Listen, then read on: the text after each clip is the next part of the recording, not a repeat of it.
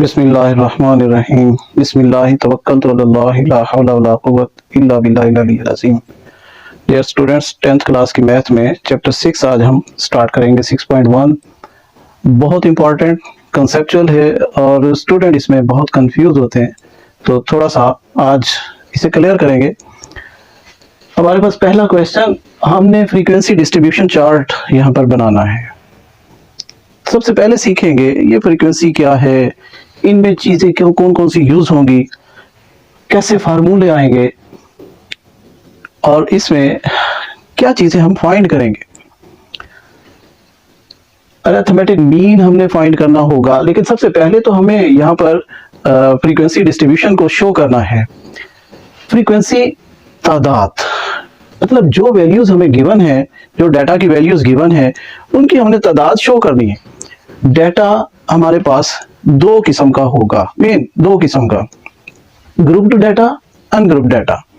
Grouped data mean कि ऐसा data जिसमें हमें फ्रीक्वेंसी दी जाए, और अनग्रुप्ड डाटा जिसमें हमें फ्रीक्वेंसी ना दी जाए, तादाद ना दी जाए। फिर इसमें मजीद कैटेगरी आएंगी, क्या कि discrete data and continuous data. Discrete data और कॉन्टिन्यूअस डाटा क्या होगा, और हमारे पास उसमें से एक किस्म यहाँ दी हुई है। ये पहला क्वेश्चन उसी में से एक किस्म है, डिस्क्रीट डाटा, जिसे हम डिसकंटिन्यूअस कह सकते हैं। मतलब ये कि इसमें तसलसल नहीं होगा, और कॉन्टिन्यूअस उसमें तसलसल होगा, ब्रेक नहीं होगा। मैं आपको कुछ एग्जांपल्स दूंगा जिससे आपको ये चीज क्लियर हो जाएगी। कॉन्टिन्यूअस डाटा में हम वेट को ले सकते हैं कि ये कॉन्टिन्यूअस है, हम हाइट को ले सकते हैं कि ये कॉन्टिन्यूअस है, हम टाइम ड्यूरेशन को ले सकते हैं कि ये कॉन्टिन्यूअस है। मिसाल के तौर पर आप हाइट ले रहे हैं, तो हाइट में आप इंचेस, फीट, ठीक है, ये सारी वैल्यूज अवेलेबल होंगी आपके पास। किसी बच्चे की हाइट लेते हैं तो आप बाकायदा ये कह सकते हैं कि 5 फीट 2 इंचेस, इतने सेंटीमीटर्स, ये इस बच्चे की हाइट है। इसी तरह वेट लेते हैं, आप कह सकते हैं कि 40 kg या 30 kg एंड 20 ग्राम या 200 ग्राम, इतने ग्राम्स तक आप मेजर कर सकते हैं। मतलब कोई वैल्यू मिसिंग नहीं हो सकती। तो ये डाटा, ऐसा डाटा कंटिन्यूअस डाटा कहलाएगा। और डिस्क्रीट डाटा, जैसे कुछ बच्चे बैठे हैं, आप बैठे हैं, 5 बच्चे बैठे हैं, एक बच्चा उठ के चला जाए तो हम कहेंगे कि ये 4 हो गए, और एक बच्चा अगर आ जाए हम कहेंगे ये 6 हो गए। हम कभी ये नहीं कहेंगे कि 5.5 हो गए या 4.5 हो गए, ऐसा नहीं कहते। हाँ, पूरी पूरी फिगर्स हम कहेंगे कि 4 बैठे हैं, 5 बैठे हैं, एक और आ गया तो 6 कहेंगे, और अगर 5 में से एक चला गया तो हम कहेंगे 4 है। तो 4 और 5 या 5 और 6 के दरमियान जो वैल्यूज हैं, क्या वो वैल्यूज अकर नहीं करती? वो वैल्यूज हैं। तो वो वैल्यूज हम कैसे मेजर करेंगे? 4 और 5 के दरमियान तो बेइंतहा नंबर्स हैं, वो वैल्यूज मिसिंग हैं इस डाटा में। तो जहां पर ऐसे फिगर्स आ जाएं कि जिसमें मिडिल वैल्यूज हम फाइंड ना कर सकें, हम उन्हें कहते हैं डिसकंटिन्यूअस या डिस्क्रीट डाटा। और ये डिस्क्रीट डाटा है। हमारे पास डिस्क्रीट डाटा के लिए फार्मूले अलग होंगे, कंटिन्यूअस डाटा के लिए फार्मूले अलग होंगे। मैंने कुछ फार्मूले यहाँ लिखे, ये आप नोट कर लें, लेकिन बाद में इसमें कुछ और इजाफा भी होगा। ये इन क्वेश्चंस में तो यूज नहीं होंगे अभी, लेकिन आप इसे नोट कर लें, ये इस चैप्टर में जरूर यूज होंगे, साथ साथ इन्हें क्लियर करूंगा। अब ये हमारे पास है, बच्चों की तादाद दी गई डाटा में, किसी लोकेलिटी में, फैमिली में बच्चों की तादाद को यहाँ शो किया गया। तो ये कौन सा डाटा होगा? डिस्क्रीट डाटा, मतलब डिसकंटिन्यूअस डाटा। और इसमें हम सिंगल वैल्यू ही लिया करेंगे, हम इसके इंटरवल्स नहीं बना सकेंगे, सिंगल वैल्यूज होंगी। ये डाटा स्कैटर है, रैंडमली लिया हुआ है, तो मैं इसे अरेंज करके लिखना चाहता हूँ। डाटा की एक थर्ड किस्म भी हम यहाँ कंसीडर किया करते हैं, primary data and secondary data. अब प्राइमरी डाटा ऐसा डाटा जो आप किसी भी जगह गए हैं और आपने बगैर उसके ऊपर कोई प्रोसेस किया, उसे जस्ट नोट किया। आप किसी इदारे में चले जाते हैं, आप कहते हैं जी इस क्लास में कितने बच्चे बैठे हैं, ये बच्चे इतने बच्चे बैठे हैं, दूसरे क्लास में इतने बच्चे, तीसरी में इतने बच्चे, या कोई रिजल्ट आप अरेंज कर रहे हैं, रिजल्ट आप लिखते जा रहे हैं कि उस बच्चे के इतने मार्क्स, इसके इतने इतने, लेकिन बाद में आप उसे रीअरेंज करते हैं। आप अरेंज करके लिखते हैं कि टॉपर कौन सा है, सेकंड टॉपर, थर्ड टॉपर कौन सा है, ठीक है, और सबसे नीचे ग्रेड में कौन से बच्चे हैं। तो जब प्रोसेस कर लेंगे वो सेकेंडरी डाटा बन जाएगा, और जब तक आपने प्रोसेस नहीं किया, अरेंज नहीं किया, वो प्राइमरी डाटा होगा। तो स्टूडेंट, मैंने यहाँ पर आपको डाटा की मुख्तलिफ अक़साम बताई। सबसे पहले मैंने ग्रुप्ड एंड अनग्रुप्ड बताया, उसके बाद डिस्क्रीट एंड कॉन्टिन्यूअस बताया, और फिर प्राइमरी एंड सेकेंडरी डाटा बताया। अब इसे हम अरेंज करते हैं। हमारी रिक्वायरमेंट कि इसका फ्रीक्वेंसी डिस्ट्रीब्यूशन चार्ट बनाए, मतलब हमने बताना है कि इसमें कितनी तादाद में ये वैल्यूज आई, और साथ ही कम्युलेटिव फ्रीक्वेंसी बतानी। कम्युलेटिव फ्रीक्वेंसी मतलब मजमूई फ्रीक्वेंसी, हर फिगर के लिए अलग अलग फ्रीक्वेंसी होगी। आपने इसे अरेंज कर लेना है smaller to longer value, greater value. तो हमारी सबसे छोटी वैल्यू 2 थी, मैंने वहां से स्टार्ट कर लिया, और सबसे बड़ी वैल्यू 12 यहां तक एंड कर लिया। अब 1 बाय 1 हम वैल्यूज को लेते जाएंगे और उसको टैली मार्क्स के जरिए यहां निशान लगा देंगे। फर्स्ट वैल्यू 9 है, तो 9 के सामने मैंने एक लाइन लगा दी। उसके बाद सेकंड वैल्यू, और बहुत ध्यान से हमें ये सारी वैल्यूज कैलकुलेट करनी होती है। 11 के सामने मैंने एक निशान लगा दिया। फिर 4 के सामने 5 के सामने भी एक निशान, 6 के सामने 8 के सामने 4 अगेन, 4 के सामने दूसरी लाइन, 3 के सामने लाइन, 7 8 के अगेंस्ट फिर दूसरी लाइन, 5 2 बार है तो 2 लाइनें मैंने लगा दी। फिर 8 के सामने लाइन, 3 के सामने 4 के सामने 9, और 9 के अगेंस्ट 12 के अगेंस्ट 8 9 10, 8 के सामने 9 के सामने 10 के सामने 6 7 2 टाइम्स 11 4, ये 4 2 बार मैंने एक बार लिख दिया। और अब 5वीं लाइन को एक ग्रुप बनाने के लिए मैंने इस तरह क्रॉस कर दिया। ये शो करेगा कि ये 5 का ग्रुप है। 4 2 बार लिख दिया। फिर 8 में भी ऐसे क्रॉस कर दिया, 5वीं लाइन थी। फिर 4, अब गैप देके नया ग्रुप स्टार्ट करेंगे। फिर 3, ये अभी 3 लाइनें हैं। 2 first line, 7 fourth line, 9 fourth line, 10 second line, 9 क्या नेक्स्ट ग्रुप स्टार्ट किया, थोड़ा सा स्पेस देके 7, अब ये ग्रुप क्लोज हो गया। नेक्स्ट 6 की लाइन, और फिर 9, नेक्स्ट 5 और 7। ये हमारे पास फ्रीक्वेंसी डिस्ट्रीब्यूशन। अब इनकी काउंटिंग हमारे लिए आसान हो जाएगी। ये 1 3 लाइंस हैं तो यहां 3 लिख देंगे, ये 3, और ये 6 5 हमारे पास ये बैच बना हुआ है, और एक ये 4 3 6 5 6 2 2 एंड 1। अब इन्हीं को कम्युलेटिव फ्रीक्वेंसी ऐड करेंगे। पहली वैल्यू तो एज इट 1, अब दूसरी 1 + 3 ये 4 हो जाएगा।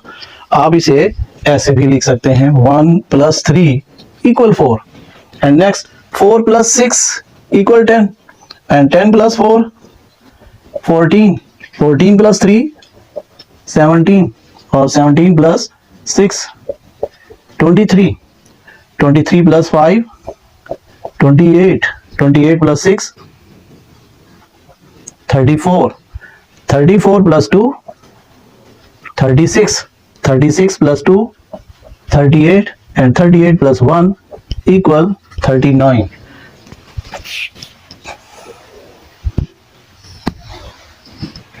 स्टूडेंट, ये हमारे पास फ्रीक्वेंसी डिस्ट्रीब्यूशन, जिसमें हमने टेली मार्क्स भी शो कर दिए, फ्रीक्वेंसी भी, कम्युलेटिव फ्रीक्वेंसी भी। एक बार आप इनको काउंट कर लिया करें कि ये हमने वैल्यूज कितनी है और हमारे पास कितनी आई। ये टोटल हुआ करता है 39, और आपने यहाँ पर जो फ्रीक्वेंसी लिखी हर एक नंबर की, एक बार इसे भी चेक कर लिया करें कि क्या ये नंबर उतनी तादाद में अकर करते हैं या नहीं करते।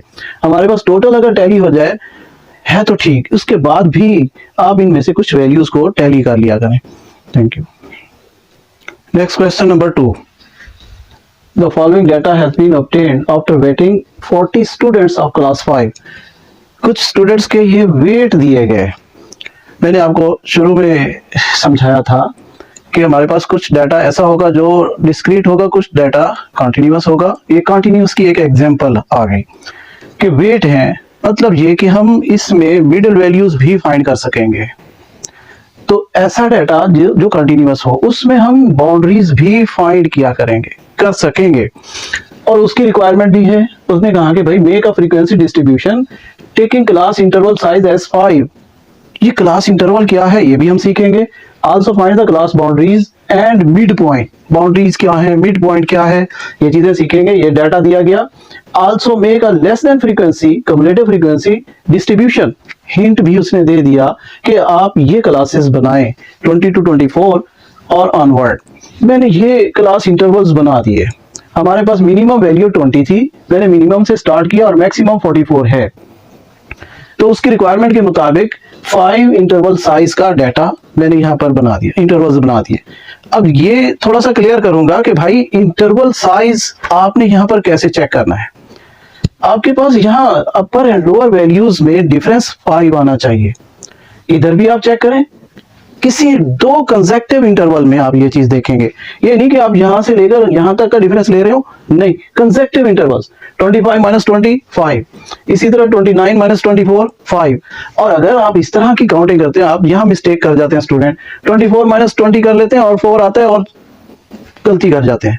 ऐसा नहीं है, 20 से 24 काउंटिंग कर रहे हैं, 20, 21, 22, 23, 25 5 वैल्यूज हैं। इस तरह माइनस करने पे आपको बिल्कुल क्लियर हो जाएगा। ये क्लास इंटरवल साइज कहलाता है और वही हमने 5 के हिसाब से लिया और उसने हिंट भी दिया हुआ था। ये हमारे पास आ गया क्लास इंटरवल साइज, ये इंटरवल्स बन गए। अब हमने बाउंड्रीज सीखनी है कि बाउंड्रीज कैसे फाइंड करनी है। अपर लिमिट, इनको हम लिमिट्स कहेंगे, ये लोअर लिमिट और ये अपर लिमिट। इंटरवल्स की minimum value lower limit and maximum value upper limit.